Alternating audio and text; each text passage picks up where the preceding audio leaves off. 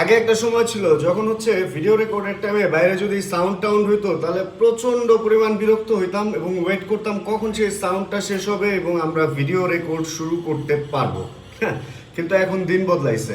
যাই হোক, কাজ করতেছিলাম, দেখেন কিছু জিনিস দেখাই। এই যে পটটা, এই পটটার মধ্যে বা ফ্ল্যাক্সটার মধ্যে আছে হচ্ছে BCAA। এটা ওয়ান কাইন্ড অফ কি বলে ইলেকট্রোলাইট, মানে ক্লান্তি দূর করার জন্য।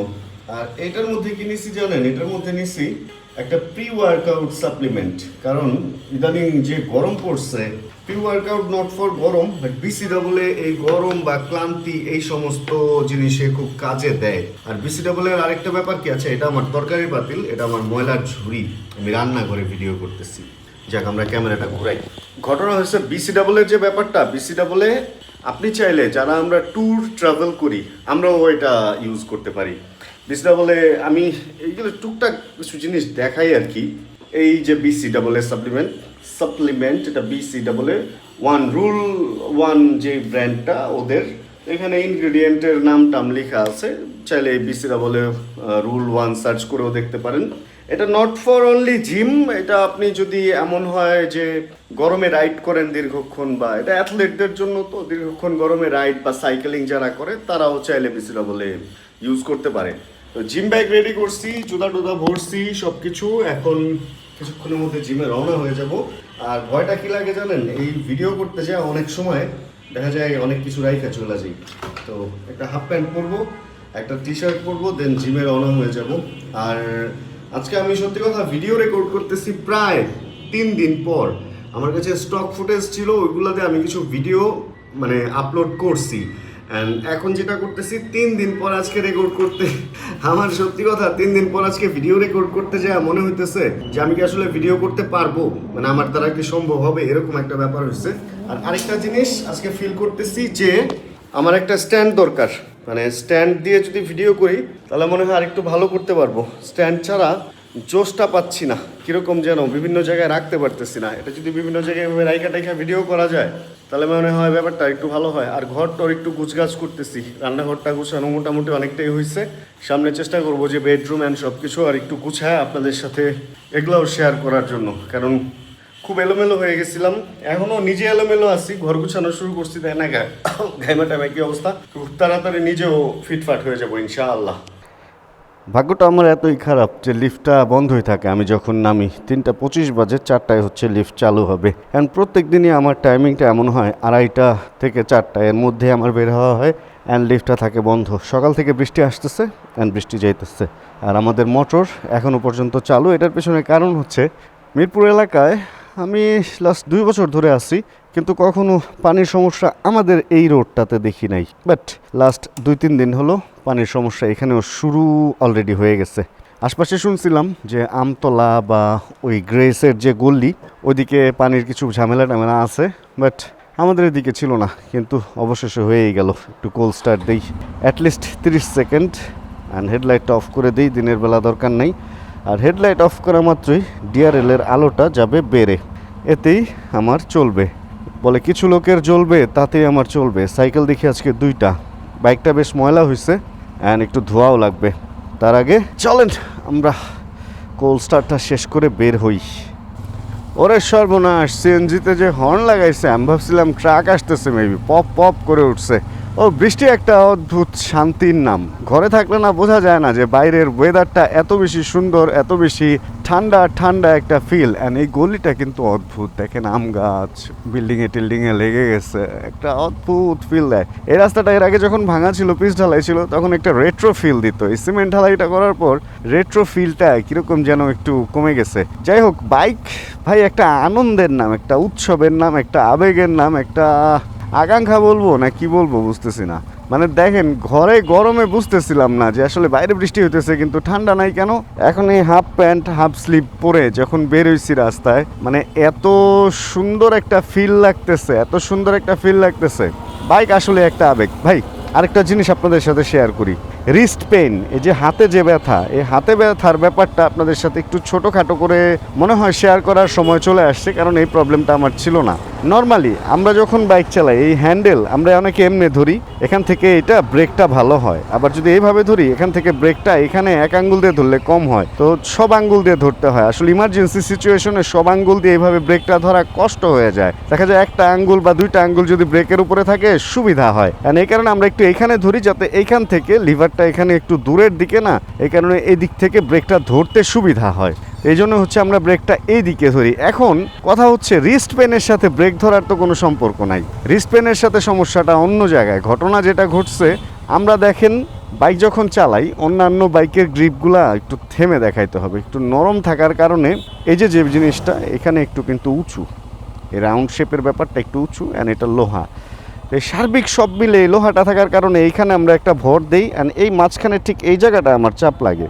তো রিসেন্ট আমার ডবল চালানো হয়েছে বেশি উইথ পিলিয়ন, অ্যান্ড বাম হাতে অতটা চাপ না পড়লেও ডান হাতের এই জিনিসটা আমার এই জায়গাটায় চাপ লাগার কারণে এইখানে একটা পেইন হয়েছে, যেটা আমি হাতে এভাবে নড়াইতে গেলে খুব ভালো ফিল করি। অ্যান্ড একদিন আমি এইখানে ধরে বাইক চালাইছি, ওই দিনে আমি দেখছি যে পেইনটা লাগে না, অ্যান্ড আবার এখানে ধরে যে অভ্যাস হয়ে গেছে, এখান থেকে ব্রেক ধরতে সুবিধা, এই কারণে একদম মানে এইখানের পেইনটা ভাই অদ্ভুত। আমার রিস্ট পেইন কখনো ছিল না বাইকে, অ্যান্ড জানেন বাইকের রিস্ট পেইন যদি একবার হয়, এটা যদি আপনি প্রথম দিকে এটাকে রিকভার বা ডেভেলপ না করতে পারেন, তাহলে এই রিস্ট পেইন থেকে বের হওয়াটা আপনার জন্য টাফ হয়ে যাবে। তাই আমি বলবো যে আসলে রিস্ট পেইন বা এই ধরনের কোনো কিছু যদি হয়, তাহলে 3 থেকে 7 দিন, মানে 72 ঘন্টা মিনিমাম, অ্যান্ড উপরে 7 দিন বাইক বা যেই ধরনের কাজে আপনার ওই পেইনটা হয়েছে ওই ধরনের কাজগুলো থেকে বিরত থাকবেন। ওগুলা থেকে বিরত থাকলে এটা রিকভার হইতে খুব বেশি হেল্প করবে। মিনিমাম 3 দিন। হ্যাঁ, ওই যে একটু কমছে, একটু চালাইলাম, ভাইয়া লাইফ টাইম ঝামেলায় পড়বেন। এই কারণে নিজের দিকে খেয়াল রাখতে হবে আগে ভাই। বাইকিং, যে একটু আগে বললাম না, বাইকিং হচ্ছে একটা আবেগ, একটা নেশা, একটা আনন্দ, একটা ফুর্তি, একটা মেলা, একটা উৎসব, যাই বলেন না কেন, সবচেয়ে আগে তো আপনি, তাই না? আপনি না থাকলে এই বাইক দিয়ে কি হবে? তো নিজের হাত ঠিক রাখতে হবে, নিজেকে ভালো রাখতে হবে, অ্যান্ড প্রেশার ক্রিয়েট করা যাবে না। এটা কি কাটলিচু ভাই? এটা কী হিসাবে বেচেন? কেজি 240। এটাকে আমাদের গ্রামের ভাষায় বলে হলো পিস ফল। এটা আমাদের বাংলাদেশিটা, এটা থাইল্যান্ডেরটাও বাংলাদেশে আসে, আর এটা আমাদের দেশে গ্রাম দেশে কেউ খায় না, জানেন, নষ্ট হয়। মানে লিচু অনেক মিষ্টি, এটা তো ওরকম মিষ্টি না, বাট পাকলে অনেক টেস্টি, অনেক টেস্টি। আমি খুব পছন্দ করি, যদিও একটু বেশি খাইলে একটু গ্যাস হয়, লিচু টাইপেরই ব্যাপারটা, অ্যান্ড হয়তো বা উপকারী, ফাইবার টাইবার থাকার কথা, বাট বেশ দাম, 240 টাকা করে কেজি। আবার অত দামও বলা যাবে না, 1 কেজিতে তো অনেকগুলা পাবেন, অত দামও বলা যাবে না। এটা একটা জংলা গাছ টাইপের, এটা ভাই কেউ শখ করে লাগায় না, এটা দেখা যায় বাসা বাড়িতে গ্রামে হয়ে যায়। তা আমাদের বাড়িতেও আছে বেশ বড় বড়, অনেক ধরে, এগুলা ফালাই দেওয়া হয়। ছোটোবেলা আমি পছন্দ করতাম, আমাকে মাঝে মধ্যে পেরে টেরে দিত, বাট ফালাই দেওয়া হয়, মূলত খায় না। অ্যান্ড ঢাকায় এটা এখন মানুষ বুঝতে শুরু করছে, এরকম অনেক ফুল ফল অনেক কিছুই আছে যেটা আমরা ছোটোবেলায় দেখছি যে ওটার কোনো ভ্যালুই নাই, মানুষ মানে এটা পছন্দই করে না, বাট এখন অনেক কিছুর মধ্যে উপকারের কারণে মানুষ এখন করল্লাও মিষ্টি মনে করে খায়, এরকমটা লাগে। যাই হোক, একটু বাইক ফেরিতে আসলাম, জিমে ঢুকবো তবে আর একটু পরে। দেখতে একটু খ্যাত লাগতে পারে, চুলে দিছি একটু তেল, বের হয়ে যাচ্ছে ভেতর থেকে আমার খুলির বেল। কি একটা অবস্থা! বাইক আসছে নতুন, এই জন্য বাইক ফেরিতে আসছি, একটু দেখার জন্য যে আসলে কি বাইক আসলো। বাট যেই বাইক আসছে এই বাইক নিব। একটা জিক্সার আসছে, এই যে 25-এর কালার, যেগুলো 26 বা 25-এর, দুইটাই 25 বা 26-এর কালার। একটা হলো এফআই ডিস্ক, একটা হলো এফআই এবিএস। নীলটা এফআই এবিএস আর এটা হলো এফআই ডিস্ক। এগুলো আসছে। ও একটা এফজেড, এটা অবশ্য আমি চালাইছি আসার পর। এই বাইকগুলো আসছে, শুনলাম যে আজকে 4টা বাইক নাকি নতুন ঢুকবে, এই জন্য দেখতে চলে আসছি বেহায়ার মতো। তবে না, 2টা আসছে আর 2টা আসবে। আর আমাদের ভাই হচ্ছে বাইক এখানে রেখে কোথায় যেন গেছে, ইয়ামাহায় না কই যেন গেছে কি একটা কাজে। ওনার ফ্রেন্ড একটা ইয়ামাহার কি বাইক কিনছিল, ওই আর কি ওইটা দেখতে। আচ্ছা, একটা জিনিস আপনাদেরকে শেয়ার করি, চলেন তো। মা, হাতে গ্লাস লাগছে, ব্যথা পাইছি। আমি অনেককেই দেখছি বাইকের মধ্যে সিটে যে এগুলা লাগায়, উনি যেটা লাগাইছে এটা তো পুরা দুর্বিষহ। দেখেন, এটা ম্যাশ কাপড়, আর এটারে পলি দিয়ে ঢাইকা রাখছে। আমি আর একটু ঢাইকা দিই, খুইলা ছিল, বৃষ্টির কারণে পলি দিয়ে ঢাইকা রাখছে। তো একটা বাইকে একটা জিনিস লাগায় যদি এরকম পলি দিয়ে ঢাইকা রাখতে হয়, যেটা আবার বাতাসে, হঠাৎ বাতাসে লুঙ্গি আকাশে হয়ে যায়, তাহলে তো ফাপড়। আর এগুলা অনেকে দেখি যে র্যাক্সিন টাইপেরও লাগায়। আর এগুলা লাগা আসলে কতটুকু আরাম বা কতটুকু কি পাচ্ছেন, এটা একটু আমার সাথে যারা ইউজ করেন তারা শেয়ার করেন তো। আমার কাছে কেন যেন এটা ভ্যালু ফর মানি মনে হয় না, কেন যেন মনে হয় না। দেখেন না, ঢাইকা রাখতে হইতেছে, এটা ভিজা গেলে পুরো সিট খুলে এটাতে খুলতে হবে। ভালো লাগে না আমার কাছে যদিও, তারপরে জানায়েন। বাইক এবং বাইকিংয়ে এমন এমন কিছু জিনিস পাওয়া যায় ভাই, আমার কাছে কিছু জিনিস অদ্ভুত লাগে। দেখেন, বাইকের মধ্যে কিছু মানুষ, আমি কই যেন একটা জিনিস দেখছিলাম, আপনাদেরকে দেখি দেখাইতে পারি কিনা। এই যে এইখানে লিখে রাখছে 90s কিট লেখা আছে। এরকম এখানে লেখা আছে slower then it looks. And স্টিকারগুলো কিন্তু কম দামি না, স্টিকারগুলো বেশ দামি।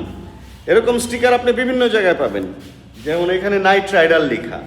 তো জিক্সারের মধ্যে কিছু লেখা আছে না, জিক্সারের মধ্যে কিছু লেখা নেই।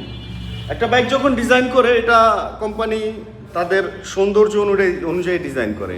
এন্ড একটা লোক যখন স্টিকার বানায়, তখন তার রুচি অনুযায়ী হলো স্টিকার বানায়। মানে যে বানায় সে না, যে লাগায় সে বানায়। তো আসলে বিভিন্নভাবে বিভিন্ন লোক বানায়। তো স্টিকারের ব্যাপারটা প্লাস ওই যে সিটের উপরে যে মালটা লাগাইছে, এই ব্যাপারটা, এই জিনিসগুলো নিয়ে আমি খুব, মানে আমি এক সময় পছন্দ করতাম না তা না। আমি যখন সাইকেল চালাইতাম আমার মনে হতো যে অনেক স্টিকার লাগাবো, মোটরজিপির মতো দেখাবো।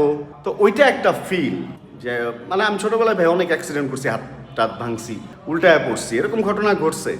তো এখন যারা এই যে আসলে করে এগুলো করে, তারা আসলে ওরকমই মনে হয়, মেন্টালিটিটা এমনই, স্টিকার লাগাবো, এই করবো সেই করবো, জাম্প দিব, স্পিডে চালাবো, রেস করবো, জিতবো হারবো, হাত পা ভাঙবো, আর কি আসে যায়। মানে কেন জানি বয়সের সাথে অনেক কিছু চেঞ্জ হয়। ফ্যামিলির দায়িত্ব, পরিবারের দায়িত্ব যখন আসবে, তখন অনেক কিছু চেঞ্জ হয়ে যায়। তো এখন দায়িত্ব আসছে না, এখন চাইলে এগুলো করতে পারি না। এখন এগুলো মনে হয় যে অযথা টাকা নষ্ট। একটা স্টিকার 100, 150, 200, একটা বাইকের স্টিকার করতে 5,000, 7,000 টাকা পর্যন্ত লাগে। তো এটা কেন? একটা বাইক যখন কিনছেন তখন তো পছন্দ করেই কিনছেন। অবশ্য হ্যাঁ, মেয়েরা মেকআপের পিছনে যে টাকা নষ্ট করে ভাই, ওই তুলনায় আমরা আসলে ভাই কিছুই করি না। যাই হোক, ভাইরা আসছে, একটু আড্ডা দিই। হঠাৎ করে ডিজে মাইক মিনি 2টা পাইছি, এটা হল ইফেক্ট হইতেছিল, এই কারণে আমরা একটু এই কাছে নিয়ে কথা বলতেছি। এই দূরে যদি থাকে তাহলে কি হয়, আশপাশের আওয়াজও ধরবে, যারা কথা বলতেছে, দুজন ফোনে কথা বলতেছে অলরেডি। অ্যান্ড যদি এরকম কাছে নিয়ে কথা বলা হয়, তাহলে মোটামুটি আমার কথাটা একদম ক্লিয়ার। অ্যান্ড আসার সময় যে দেখছি না, কাটলিচু বা পিস ফল বলে আমাদের বাড়িতে, 50 টাকার কিনছি, এই কয়টা পাইছি। এখন আমরা এখানে কয়েকজন আছি, এগুলা এখন আমরা এটা খাবো। এটা নাকি খুব মিষ্টি, খুব মজা, একজন বলতেছিল। দোকানের সামনে এখন আছে, খায়া দেখি, তারপর রিভিউ দিতেছি। অনেকক্ষণ পরে আবার ভিডিও স্টার্ট করলাম। লাস্ট যখন ভিডিও করছিলাম বাইক ফেরিতে ছিলাম, দেন ওইখান থেকে জিম থেকে তারপর বের হয়ে বেশ কিছু জিনিসপত্র কেনাকাটা ছিল ঘরের, এরপরে বাসায়, এরপরে আবার বের হয়েছি আগারগাঁয়ে। কিন্তু এখানে এসে একটা জিনিস বুঝতেছি যে আজকে এখানে একটা ঘটনা ঘটে গেছে। 60 ফিট রোড যদিও চাঞ্চল্যপূর্ণ, একদম জমজমাট ছিল, কিন্তু এখানে এসে যেটা বুঝতেছি, যেগুলো অস্থায়ী দোকান, ওইগুলাতে একটু লন্ডভন্ড কিছু একটা হয়েছে, পেছনের ভাবভঙ্গিতে বুঝতে পারলাম। এখানে মাঝে মধ্যে হয়, এখানে যেই রোড সাইড দোকানগুলা বসে, ওইগুলা অনেক সময় তুলে দেয় বিভিন্ন রকম অভিযানের কারণে। আর আজকে আসছিলাম এখানে মূলত স্যুপ খাওয়ার জন্য, কিন্তু এখানে ফ্রুটসের দোকান ছাড়া আর যেই দোকানগুলো আছে, চায়ের দোকান, স্যুপের দোকান, বারবিকিউ অ্যান্ড কাবাব বা পিৎজা বা এই ধরনের যে দোকানগুলো আছে, ওগুলো সম্ভবত আজকে তুলে দিছে। এই কারণে আজকে খালি মুখে বাইক চালিয়ে আবার ফেরত যাওয়া লাগবে। অ্যান্ড 10:23 না 10:32 এখন সময়। যাওয়ার পথে চেষ্টা করব, যদি চিকেনের দোকান খোলা থাকে তাহলে 2-3টা মুরগি নিয়ে যাওয়ার জন্য, কারণ প্রোটিন পাওয়া যাচ্ছে না, ওয়ে প্রোটিন পাওয়া যাচ্ছে না বাংলাদেশে, যে কারণে এখন মুরগি, মাছ এগুলা দিয়ে প্রোটিনের অভাব আমাদের পূরণ করতে হচ্ছে। হ্যাঁ, এইদিকে মোটামুটি একদম দোকানপাট নাই, জনশূন্য হয়ে গেছে ব্যাপারটা। যাক, এই খালি খালি আগারগা দেখাইতে একদমই ভালো লাগতেছে না। টুকটাক আলো আছে বলে এখানে ভিডিওটা করলাম, তাহলে আজকে ভিডিও করতাম না। অনেকে চেয়ার টেবিল নিয়ে বসে আছে, বাট কোনো দোকান নাই। অস্থায়ী দোকান হয়তো থাকতে পারে। তাহলে আজকের ভিডিও থেকে আমরা বিদায় নিয়ে নিই। যদি এই ভিডিওতে কোনো কিছু ভালো লাগে তাহলে ছোটো করে একটা লাইক দিয়ে দিন। চ্যানেলে যদি নতুন হন প্লিজ সাবস্ক্রাইব করে আমাদের ফ্যামিলি মেম্বার হয়ে যান। অ্যান্ড এই যেগুলা থেকে সাবধানে থাকবেন, উল্টা যারা আসে। আর যতক্ষণ পরবর্তী ভিডিও নিয়ে আবার আমি না আসতেছি, ততক্ষণ ইনশাআল্লাহ আমরা থাকবো সুস্থ। এইদিকে তো কিছু দোকান বসছে, জীবন ভাই তো ইনফরমেশন ভুল দিছে যে এইদিকে বন্ধ সব। আরে চিল, ওরে ভাই কি তাড়াহুড়া। যাক, আজকে টাটা, বাই বাই, আল্লাহ হাফেজ, and chill bro. Check the mic and make sure it sound right, boys.